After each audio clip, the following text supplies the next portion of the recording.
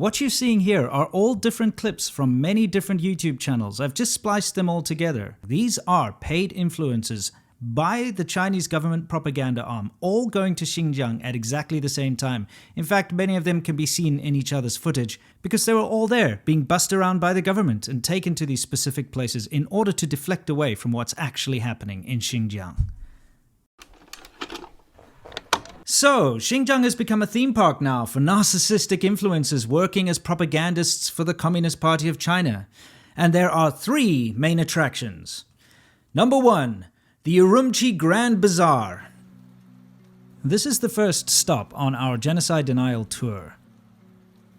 Here our propagandists are allowed to roam freely. The bazaar is actually closed off with checkpoints going in and out. So they can freely roam, look at all the tourist tat, sit down in the big food courts, take photos next to the many statues and interesting architecture in and around the bazaar. Here we get to see people ambling around, having a great time. And don't forget, you can get your KFC burger and a Starbucks coffee while you're at it. Number 2. Kashgar Ancient City.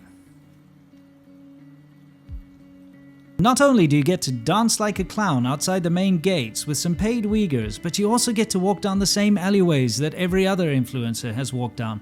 On top of that, you get to invade a traditional Uyghur's home and see exactly how they live in a very model and set up house. Next, head out to the big square where you get to see Xinjiang's oldest mosque that has been completely stripped of all of its religious symbology and turned into somewhat of a museum, there for your entertainment and the entertainment of the Han majority tourists who come to visit. Don't forget the pony shows, camel rides for the kids, and trained doves that circle the square on command over and over. Number 3.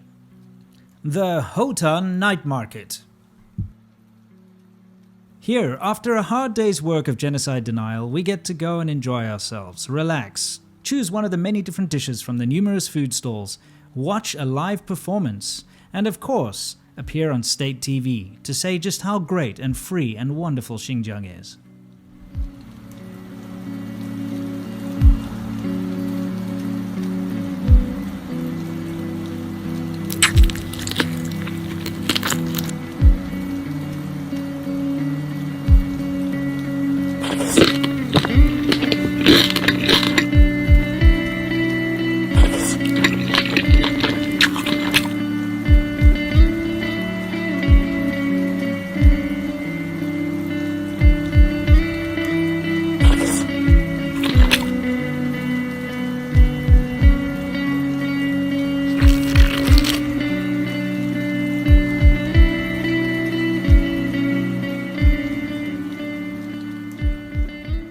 Let's get real here for a minute, guys.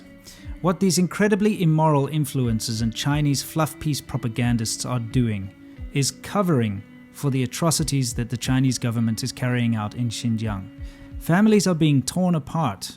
Fathers, sons, and husbands being disappeared into concentration camps. Children being put in state orphanages and taken away from family. Forced abortion, sterilization, mass rape, arbitrary detention, complete destruction of the traditions, religions, and beliefs of an ethnic minority.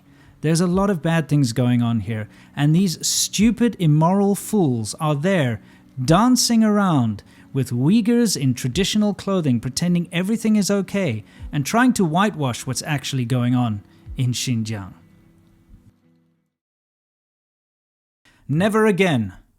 That's what the free world proclaimed after the atrocities of the Holocaust were laid bare. Never again, it seems, unless China does it, because then it's okay. I'll make this crystal clear. What's happening here is exactly equal to the CIA during the height of the Guantanamo Bay torture controversies coming to light, hiring Middle Eastern and other foreign influencers and taking them on an all-expenses-paid tourist bonanza around Guantanamo province. Taking them to the museums and town squares in Guantanamo City, then down to Playa Blanca Beach where they get to smoke cigars and drink Cuba Libres, then taking them to Casa de la Trova for some traditional dancing and live performances, All the while, Guantanamo Bay Prison is but a stone's throw away. None of the influencers are allowed to mention or film the prison, even though they have all heard in the news that something awful is happening there. No, their job is to distract. Trick the world into thinking that you'll find nothing but fun and happiness in Guantanamo. Come see for yourself. Why is it that these influencers, and I say that in quotation marks, get to use Western platforms and our freedom of speech to spread the propaganda of an authoritarian and communist regime? Surely they need to be labeled as connected to the Chinese government, just like other Chinese government state media is. Why is it that they are allowed to advertise on my videos, take advantage of the algorithms of YouTube, Twitter, and Facebook, which are all banned in China, by sending their government cyber army hordes to comment, upvote, and share the state propaganda, but also report, spam, flag, and downvote legitimate critics of China? This system is broken. Authoritarian enemies of free speech should not be allowed to use our own systems against us. Until next time, unlike the immoral shill propagandists working for the Chinese government, stay awesome.